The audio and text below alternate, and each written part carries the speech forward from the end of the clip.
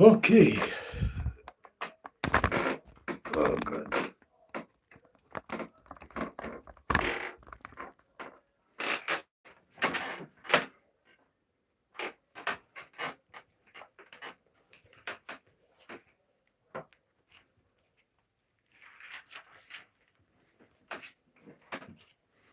Oh.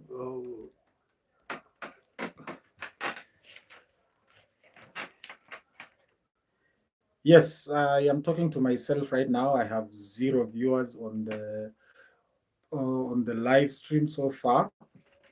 This is your Jomba Mobili Mogodi. Welcome to my first ever Friday night live edition. And first of all, guys, I want to thank you very much for your support. We started this channel on the 28th of February 2026, and believe it or not, it has been a very great journey. I really appreciate each and every one of you for your support, for your views, and for tuning into this channel for us to discuss our Kenyan issues. I am your Jomba Mwabili Mwagodi, and I look forward to creating a community that every week, every Friday nights, we come on here at 9 p.m. and we talk about our issues. So,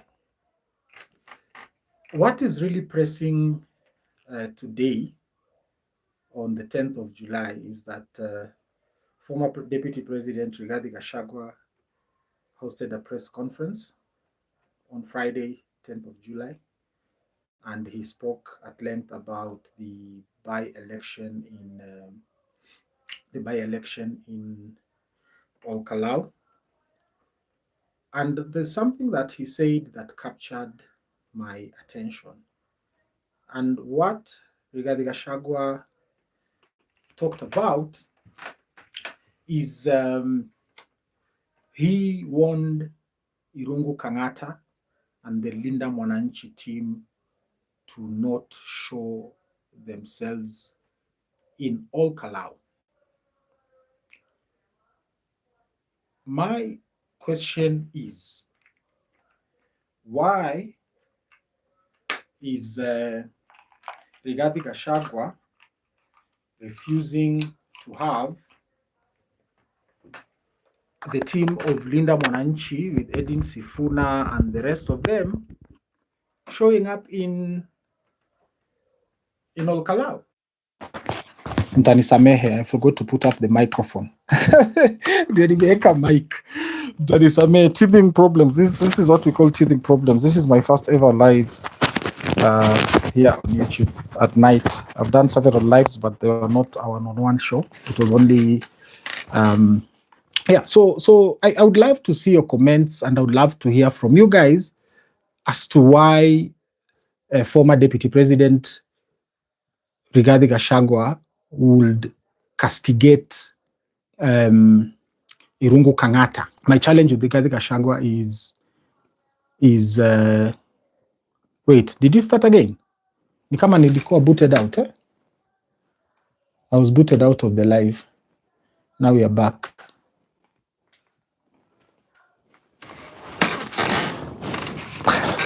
Welcome to Friday Night Live. This is your host, your Jomba Mobili Mogodi. This is the first ever Friday Night Live edition, and it will be running here on my YouTube channel every other Friday, and hopefully we can create a community where tutakuja hapa na tuongelee happenings zetu za kama wa Kenya every week. First of all, what I wanted to say is thank you very much, guys, for your support. I just want to get my watch for timekeeping purposes. The whole idea of this show is that it is going to be a 1-hour show. It will run every Friday nights, and we are going to discuss our issues as Kenyans. And nilikuwa nimeanza kuongea, but nikakuwa booted out of the live. So now I am back. I think now I am back, and I can now proceed to talk about the main agenda of the day. And I wanted to talk about Rigathi Gachagwa's press conference today whereby he warned Nguru of Murang'a County asionekane Olkalau to campaign for the DCP candidate for the by-election. Sadly, I cannot insert clips of the speech in this live.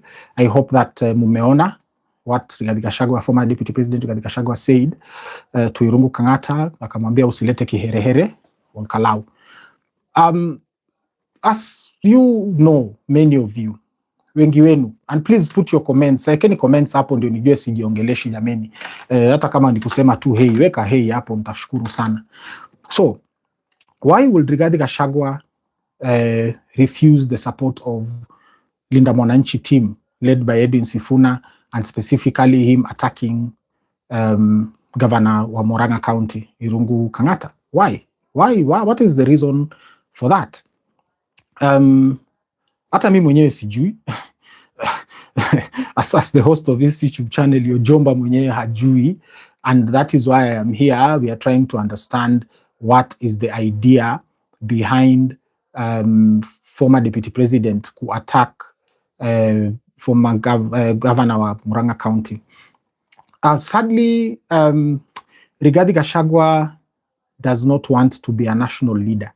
That is my analysis. Rigathi Gachagua hataki kabisa kukuwa kiongozi wa kitaifa. Why? I do not know. Time and again, former Deputy President Rigathi Gachagua focuses all his content, kama naweza kuita hivyo, on the Kikuyu people and the Mount Kenya region. Everything he says inakuaga tu ni, it is always about Mount Kenya this, Kikuyus this, Mount Kenya this, Kikuyus this.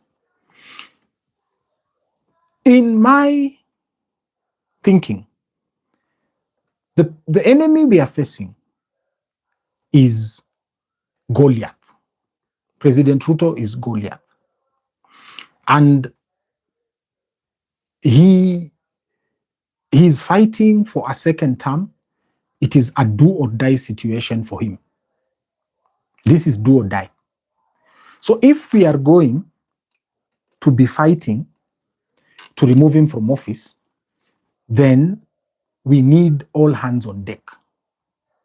We cannot alienate ourselves with our tribes. We cannot alienate ourselves. We cannot alienate ourselves with where we come from. Sawa, all Kenyans lazima tukuje pamoja, tushikane mkono.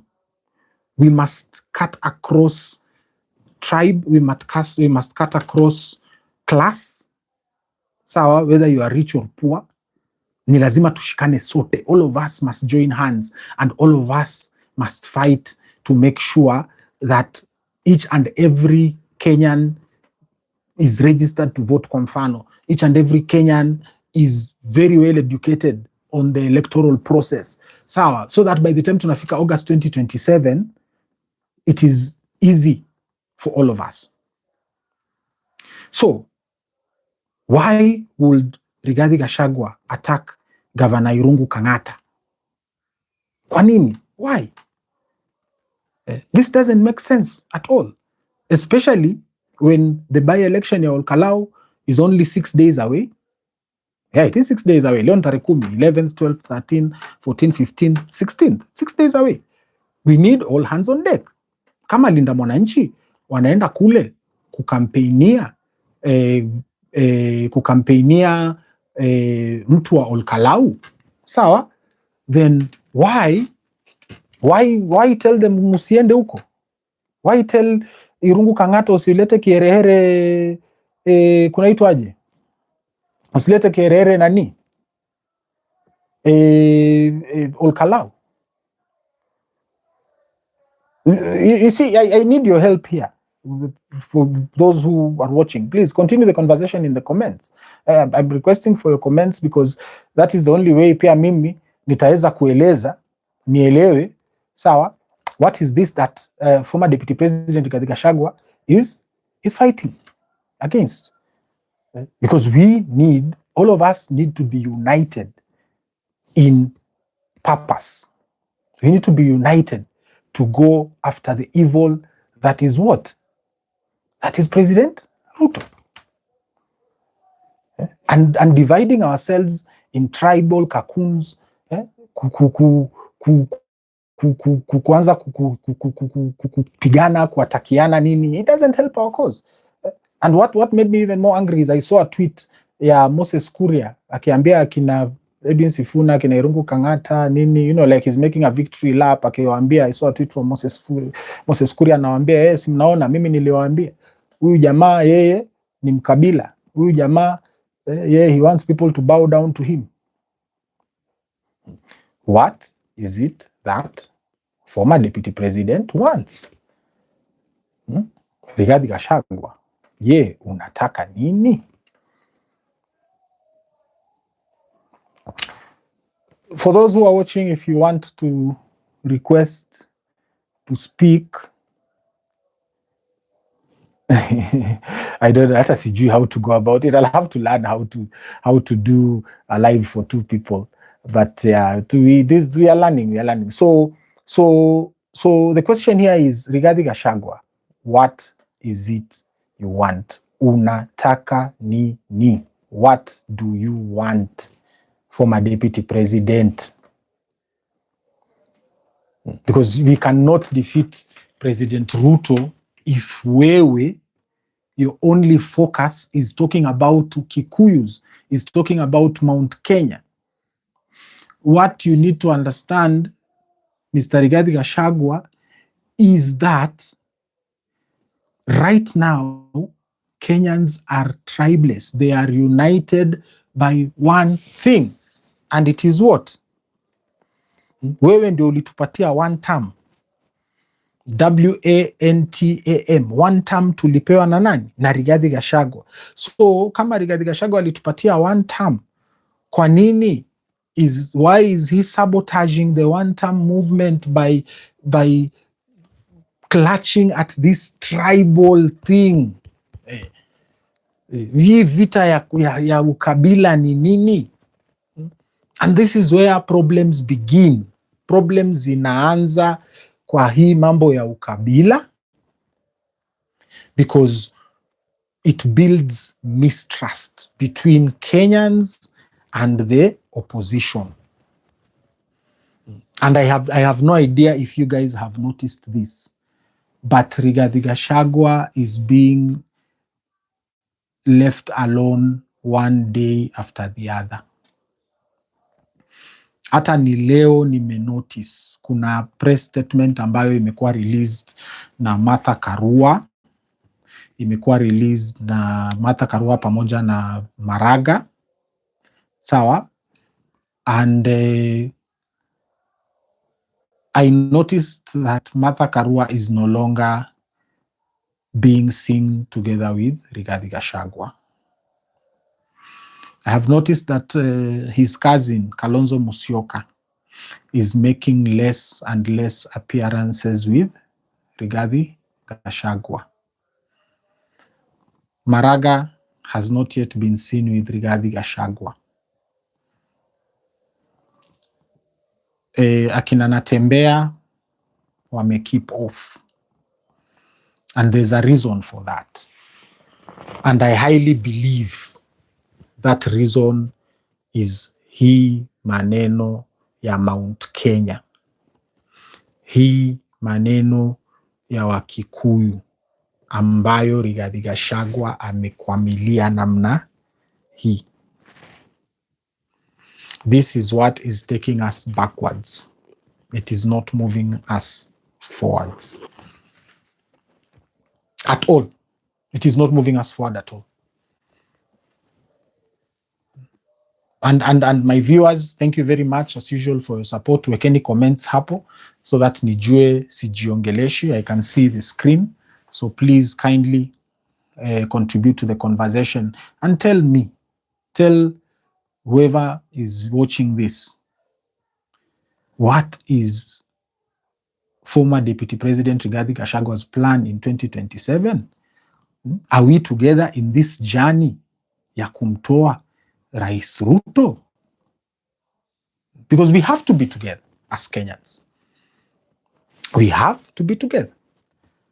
We cannot talk about Luos, we cannot talk about Kikuyus, we cannot talk about Kisis, we cannot no longer continue talking about tribe.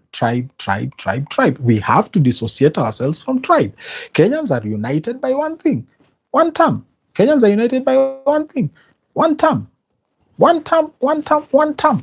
Weka comment hapo, sema one term. Weka one term hapo chini kwa comments. Hata kama we ni mtu wa two term, weka one term hapo chini. Weka one term kwa comments. Hata kama we ni mtu wa two term. If you are watching me right now, if you are here with us. So, kwa nini huyu mzee anaturudisha nyuma? Why? That is it about Rigathi Gachagua for today. Another development that happened on the 9th of July is Edwin Sifuna was finally removed as the Secretary General of ODM. Chungwa, the Orange Democratic Movement, imemtoa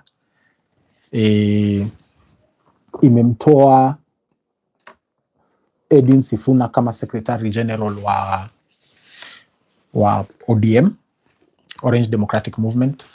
For those who do not know the history of ODM came about after the 2005 constitutional referendum, the first referendum ya katiba. And that constitutional referendum was being sponsored by then President Mwai Kibaki.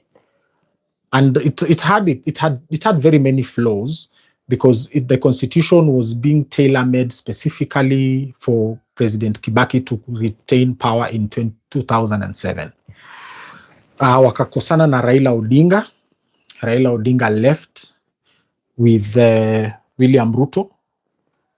No, William Ruto was not in government, he's in opposition. So Najib Balala, akatoka na Najib Balala, akatoka na Musalia Mudavadi.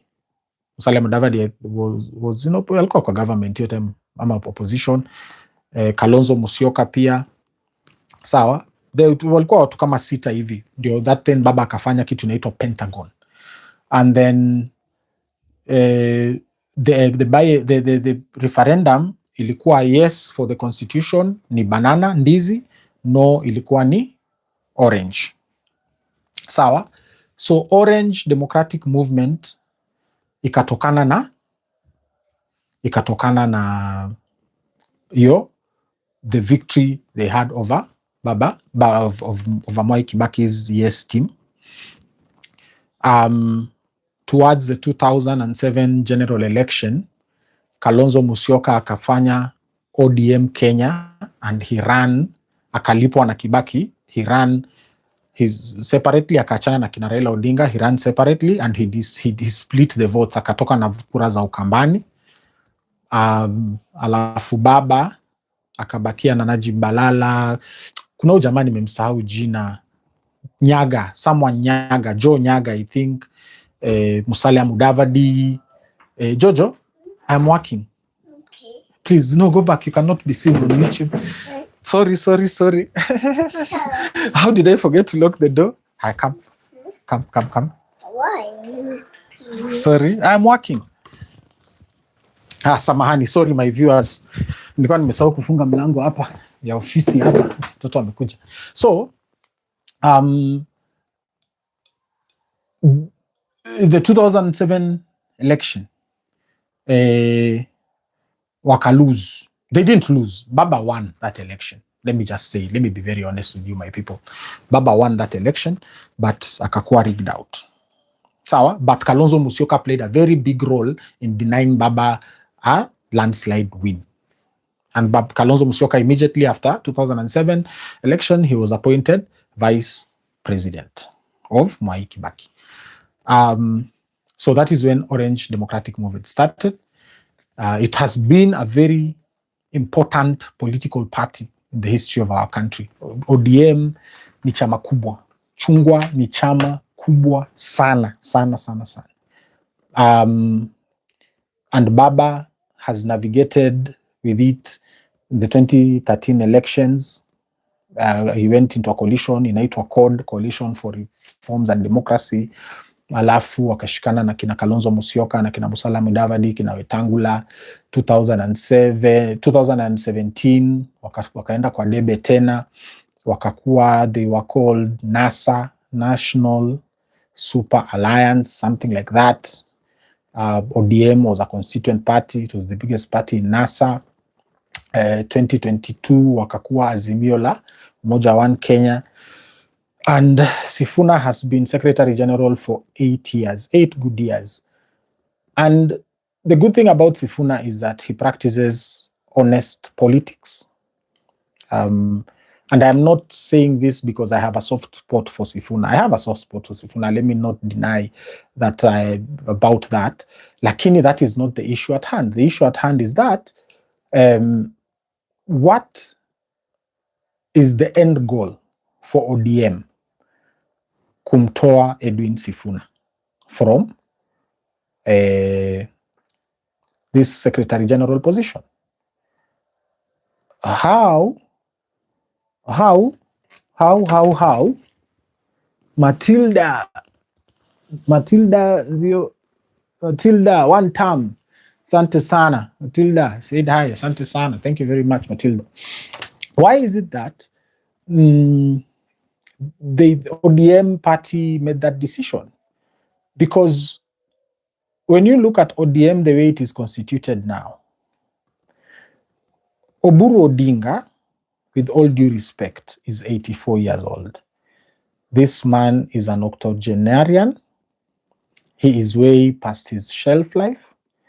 Oburu Odinga is not Raila Odinga by any shred. Hata sijui hawa watu kama walitoka tumbo moja. They are totally different people. Like Oburu Odinga does not motivate anyone to go out there and want to go on the streets for ODM. Hata akiongea, he does not inspire you. Okay, let me not talk about you my viewer, but tuambiane hapo kwa comments kweli. Hata Oburu Odinga sasa ati akianza kushika microphone anaongea kweli, wewe utatoka uende kupigia ODM kura kweli? Hata kama ni ati wamesema ni Oburu anasimama kama president. Tuambiane ukweli. Let us be honest with each other guys. He doesn't inspire anyone, Oburu Odinga. He does not inspire anyone at all. At all. And to make matters worse, the person who has replaced Edwin Sifuna as Secretary General, guys, anaitwa nani? Omanyo. Hata sijui jina yake ya kwanza. I just know the second name. This lady, nilimwona akisoma statement ya ODM the other day when they had kicked out Edwin Sifuna. Huyu mama hata hajui kusoma jamani. This woman doesn't even know how to read. Alikuwa sijui, she can't even read. Ati huyu ndio mtu amereplace a great mind, a great advocate of the High Court, a lawyer with a whole master's degree like Edwin Sifuna. So my question here is, where does ODM go from here? ODM inaelekea wapi?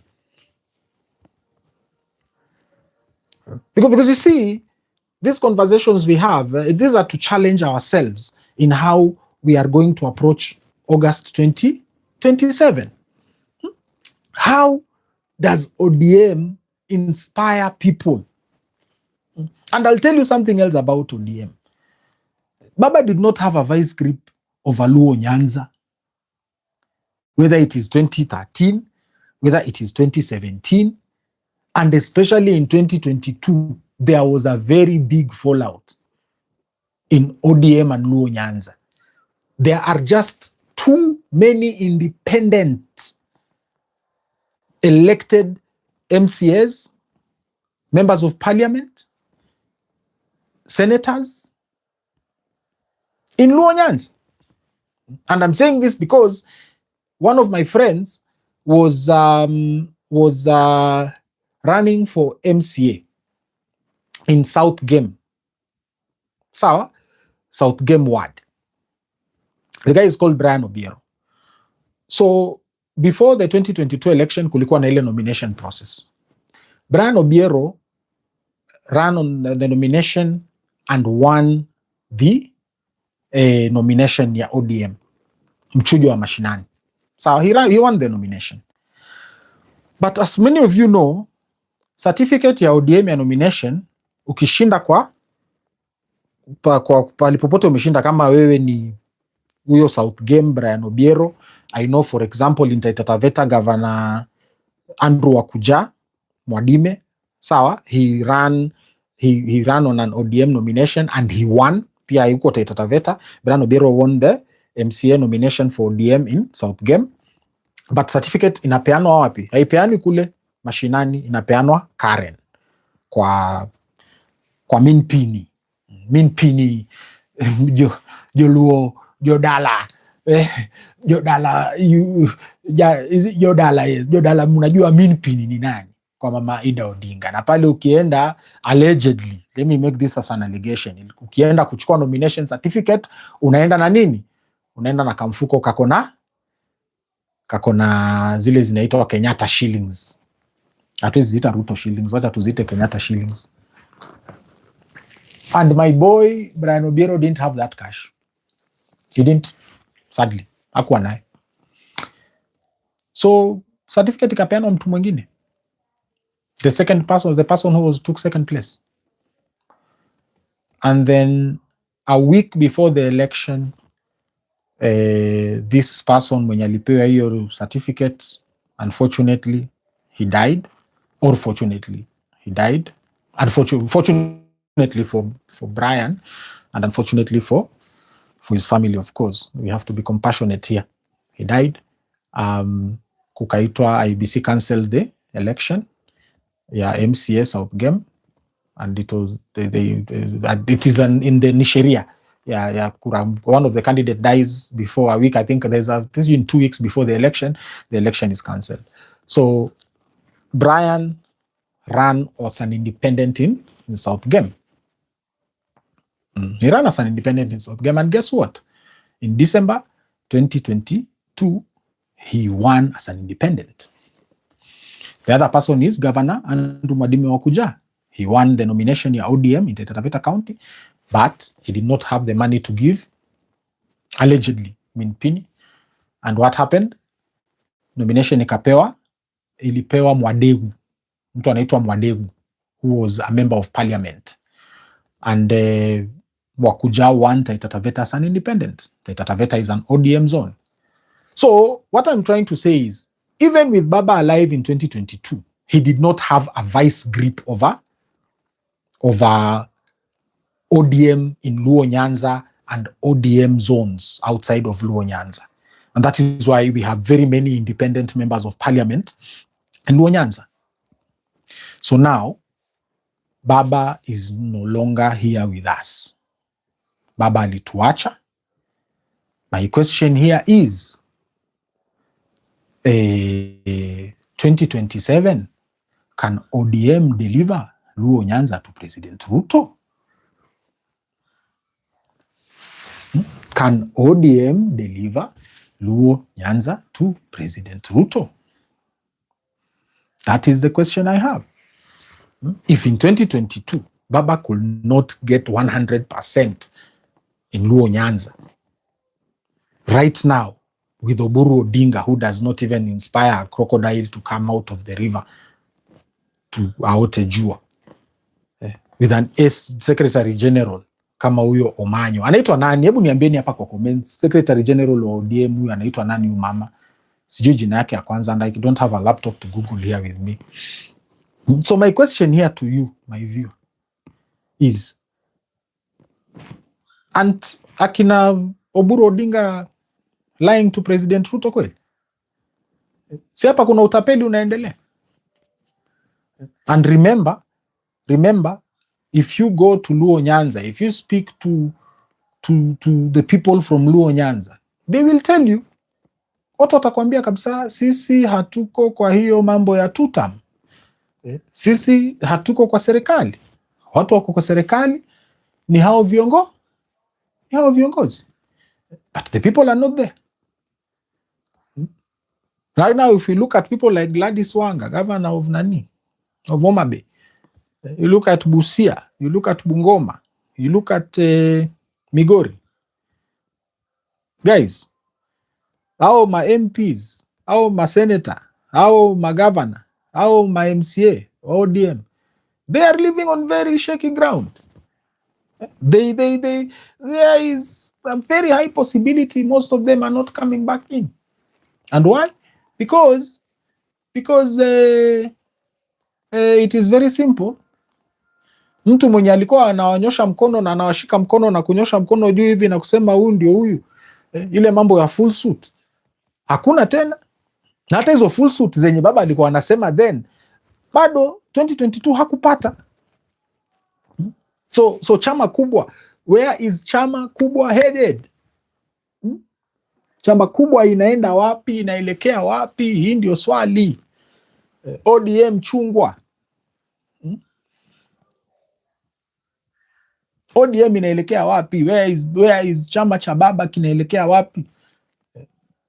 On the 9th of July, during the signing of the Sovereign Wealth Fund Act or something, Oburu Odinga is there telling President Ruto, I did an episode on the 10th of July, he's telling President Ruto maybe he should be a dictator. Huyu ni mtu kweli hapa yuko sawa kweli? Yani ODM was built on the values of democracy. ODM was built on the values of a free, fair and democratic republic. Now the older brother, 84-year-old older brother of the late Baba Raila Odinga is telling us that President Ruto maybe should be a dictator so that they can force the looting of our republic. As you continue to watch, I am going to Ol Kalou on Sunday, 12th of July. I am going to camp there to cover the by-election. Ninaomba munisaidie na funding ya hii safari. I will need accommodation, I will need transport, I will need nikiwa huko mambo ya kukula chakula, I have to eat, and most importantly I will have to be moving around. I will be moving around with motorbikes na nitakuwa natumia wale vijana wa mtaani, and you guys understand, wale vijana lazima niwaachie kitu.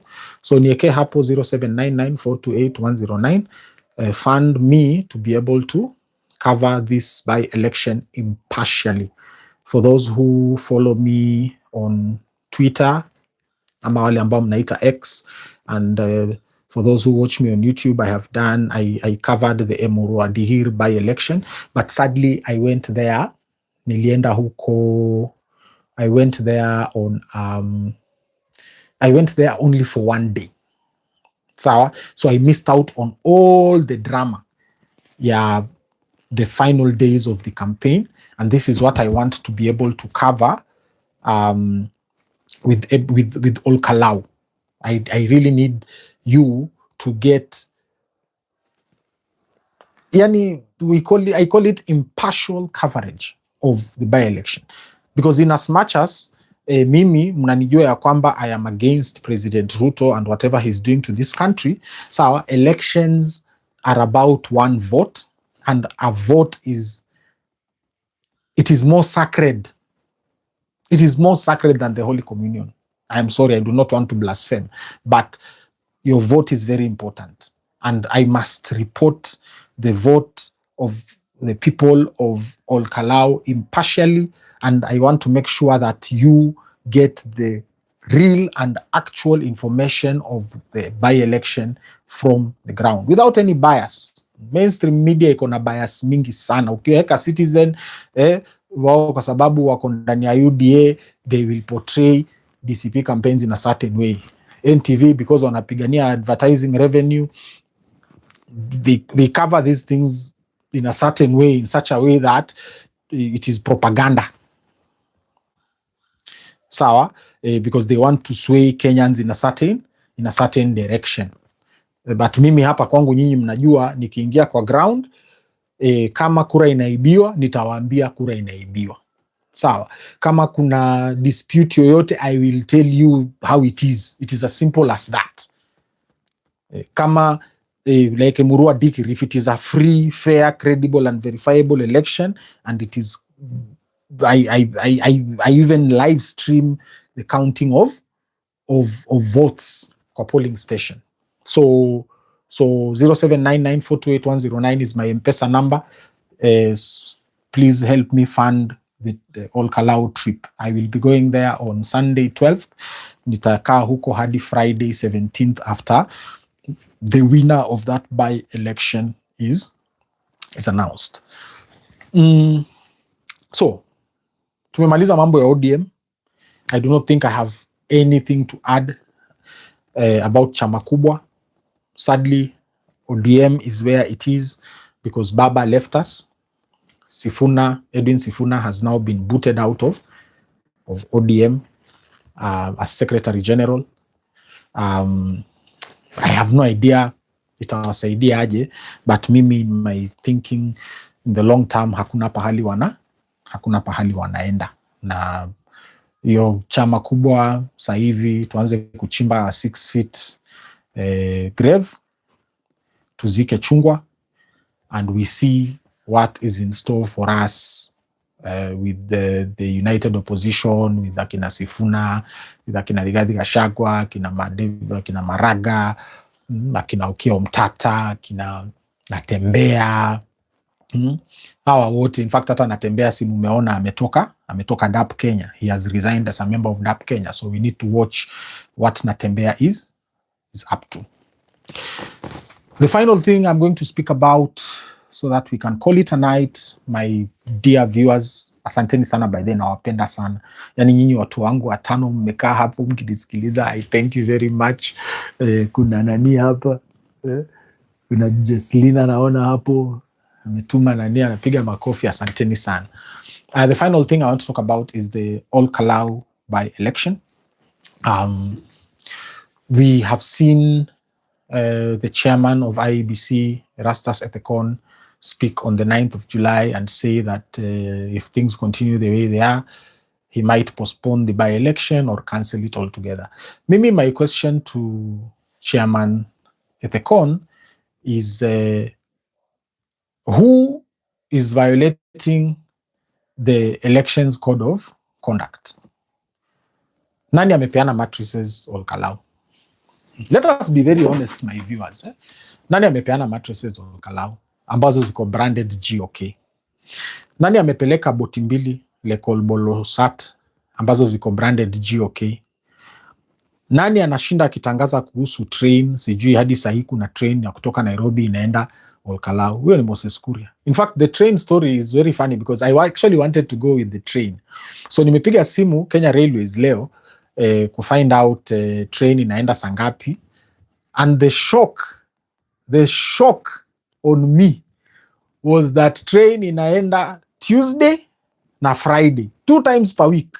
Inarudi Nairobi Wednesday na Saturday. Do you know how many hours it takes kufika Ol Kalou from Nairobi up? You leave at 10 a.m. unafika huko 4 p.m. Oi jameni, guys, inatoka hapa 10 a.m. inafika wapi huko? Inafika 4 p.m. Believe it or not, this is crazy. So I wanted to go there using the train so that I create content for you guys on the channel. But sadly, here we are.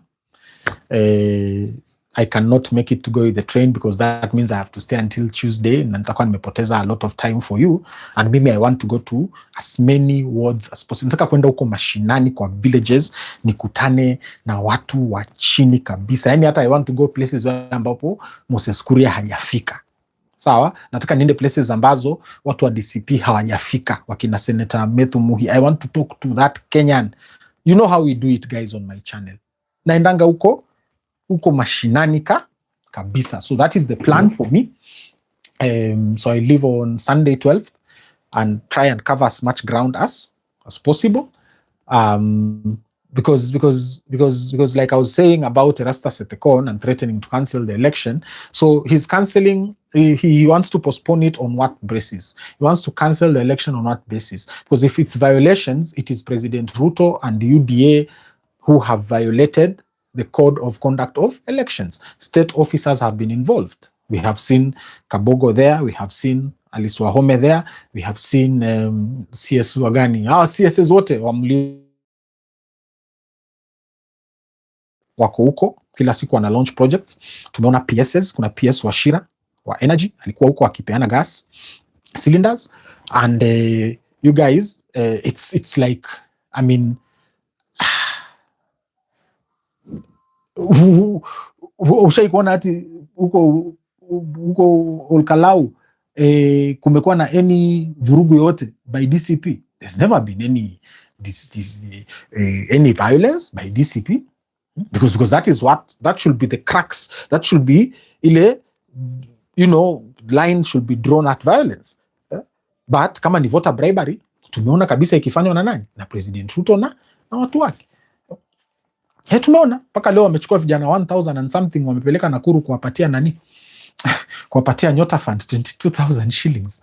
Which is good. I mean, look, umeamka asubuhi hauna kakitu na unawekewa 22k na mkopo ya World Bank, ambayo hiyo pesa ambayo watakuja kulipa wa vijana wajui, but their children, those young Kenyans under 24, their children will pay for that 22, that 50k wamepewa na President Ruto. It's not free money.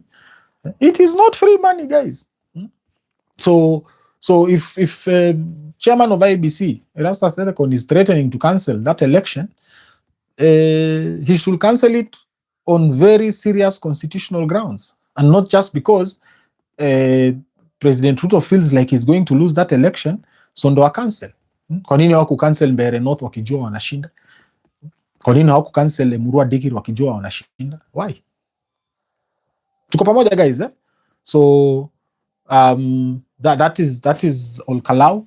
It's a very exciting race. We have not seen campaigns of this level in a very long time. Tumeona sasa hivi wale kina mama walipewa zile mattresses za GOK wakizirudisha, and by the way, those are high school mattresses, by the way. Kama ulisoma kwa boarding school, ni zile 3x6 zile tukao tunaita, inabidi uweke 5 ndio ukilala hivi usiguse chuma uumize mgongo. Kwa sisi tukao tunaibia ma form 1 mattress wakuja, maana inabidi waanze kutafuta mattress zile zimeraruka. That's what was issued by GOK. Nani Kabogo amefungua ICT center, ati ICT center na ni cyber cafe tu, hata haina server. Wametoa transformers Mbeere North, 15 transformers wamezipeleka Olkalau. Musiskuri anaenda kudana na nchi huko, anawapatia stima. Ati sijui borehole, wamechimba borehole za maji, sijui wanafanya plumbing, wanaweka pipes za maji. Uongo mtupu. Immediately after they lose that election, kila kitu kinatolewa kinarudi kwa, hata ili waende waweke kwa store, hata ili wanarudishanga kwa hardware zao huko wauze upya, because we know this government is always in the business of looting. Yeah, so this is our first ever Friday night live, guys. I am very happy to be here. We are going to try and do as many lives as possible at nights, because this is your time ambazo tumetulia. Yeah, I'm trying to create a community. This is what I am doing hapa, and hopefully today with my 5 viewers, hopefully next week and the week after and the week after, the more we proceed, tufike pahali ambapo kuna watu 10,000 who are watching us at one point. I am a testimony that you can actually grow a community. I have done it here on YouTube for the past 5 months, tangu nianze kupost videos hapa, and I want to thank each and every one of you people for your support. Nyinyi watu mumeni support sana, mumenishikilia mkono kwa hii journey. I thank you for your comments kwa channel each and every time. Mnaniwekea comments nzuri hapo za kuni encourage, hata wale ambao tuna disagree, watu wa tutam. Sawa, one thing I love about YouTube community is that sio kama social media zingine kina Facebook, kina Twitter, huko watu wanashinda kutukanana. No, we disagree on principle. Wengine wananiambia mwezi kutoa Ruto, which is fine. It is fine. I mean, si tungoje debe, Si mimi niko na kura yangu, na wewe hapo my one view hapa, si uko na kura yako? Si nilianza na one view ya YouTube Sahii tunafika 10,000 views kwa video moja. Live hapa nilikuwa naweka nakaa zero, hata nikiwa huko Emurua Dikir wapi. Sahii niko na watu wangu 5 ambao who are here. I have 5 likes, I have comments. Guys, bana, come on. Lazima tushukuru Mungu. I must thank God and I must thank you my viewer for your support. Lazima niwashukuru. Kuna mtu aliniambia bana, unashukuru sana. Hawezi kuelewa. You will not understand how difficult this thing is, kukuja hapa kukaa mbele ya kamera unajiongelesha. Kuna watu ambao wameniambia mimi ni mwenda wazimu, wengi tu. So my friends, kuna mwingine amenipigia ameniambia, lakini si utafuti kazi hivi, rudi job. Hii ndio kazi. And you are my employer. You my viewer are my employer. And I really appreciate you guys for your support. It is 1 minute to 10 p.m. This is your Jomba Mwabili Mwagodi. Thank you very much, guys, for your support. Asanteni sana. You guys do not understand. Asanteni sana, sana, sana.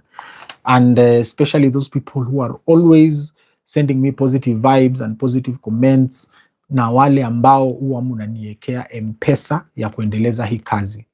My number is 0799428109. Please help me fund this channel. In fact, I'm going to get a Mpesa pay bill. After nikirudi kutoka Emurua Dikir from Olkalau, nitakuja hapa nieke pay bill, ndio sasa tuanze kukua professional. Nitengeze pesa pal, nitengeze hizo vitu zote. My people, asanteni sana sana sana. This is the end of our first ever Friday night live with your Jomba Mwabili Mwagodi. God bless you. Have a good night and asanteni sana. One time.